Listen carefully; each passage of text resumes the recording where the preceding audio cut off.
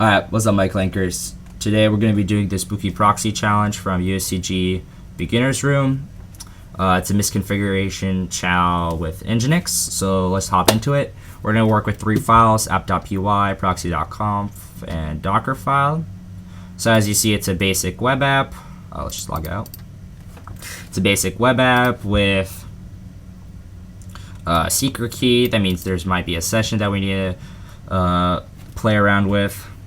Basic DB stuff, register, login, and here we go. There's a dashboard root, and if our username is equal to the admin, we get the flag, right? And so that's how we know that we do need to mess with the challenge with the session. That means that we need to get the secret key, right? And usually the only way to get the secret key, since it's not an environmental variable, is we need to get read access to app.py, and how we do that is probably through LFI, since there's, looking at the code, there's no other way. So since the challenge is called Spooky Proxy, let's look at the proxy.conf file. You can do LLM brute force. I'm not going to go through all of this.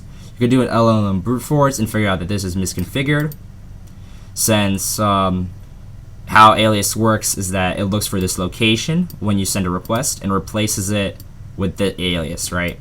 So it's dangerous to not have a leading slash. Well, not a leading slash, a trailing slash, since if you don't have a trailing slash, you can easily do LFI, right? I'll show you that in burp, and then I'll explain it in more depth. And then for the Docker file, let's just confirm that we can do LFI. As you see here, we have permissions to var www, and that means we can go up to this directory, right? And that's good to know, because that means that we cannot just straight up access flag the flag.txt using LFI, since we don't have permissions to read those files, but we do have access to the source code and even the database. So let's create a quick account. BBB, BBB, BBB, BBB. Alright, here's our account. Let's create a session. No, let's turn on intercept, and let's play around with static. What did I do? No, drop. Let's play around with static. Here we go. I put in the slash, but just should work. But this is how it would work, right? So as we know from our proxy.conf, when you get slash static, right, and then it would be replaced with the alias var www slash static, right? That means that we can get any data from that folder. If you look in the Docker file, there's nothing in there, so there's nothing really to read, so that means we need to go out. And then how the LFI works is that we go out using // we go into, I think it's, what is it, HTML source .ap. I might be wrong. Let's take a look at what I did here. Oh, okay, so there's no HTML. Boom.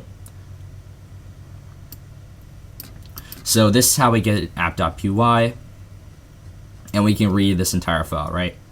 We could also do, I think the database is in the same place. Let me check.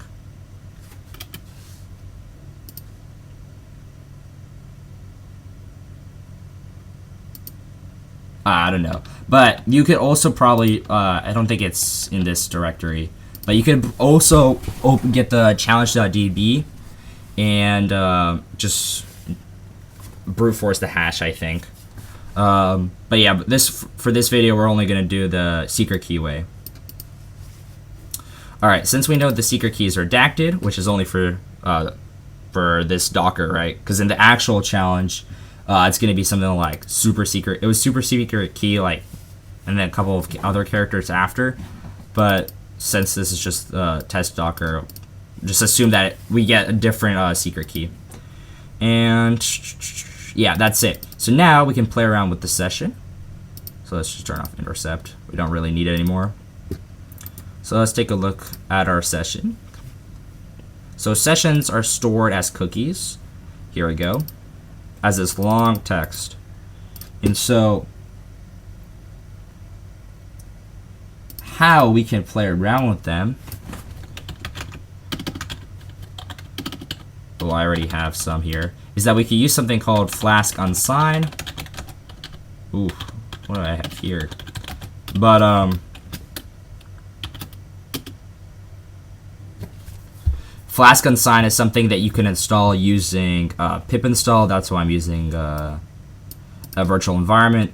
But as you see here, is that we have username and then equals BBB, right? So now what we gotta do is we gotta sign it with our secret key, which was, let me make sure I don't lose this terminal, which was redacted, right? So copy, and then let's use something like, boom. Let me see if I've already done this before. Flask unsign, and I think it was like sign. There we go. Oh, this is exactly from this challenge. So there's like super secret key and then a couple of exclamation marks. Username. Ah, this is so tedious. Okay, since for this it's not the actual challenge from the CTF, we have to use redacted, right? So let's sign that cookie. And so we have our new session where our username is admin. So copy this. And we could just use burp again. And then just go to /dashboard. And then replace the session.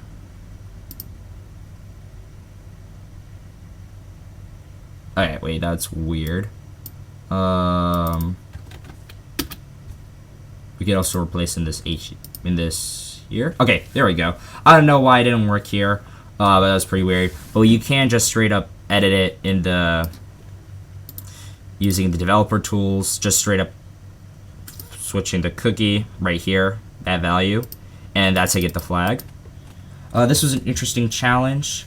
It's not really every day you see this type of configuration, misconfiguration challenge. So always something to take a look out for in future challenges.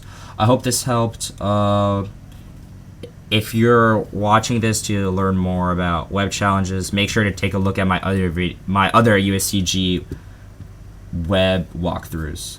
All right, that's all from me. Thank you for watching.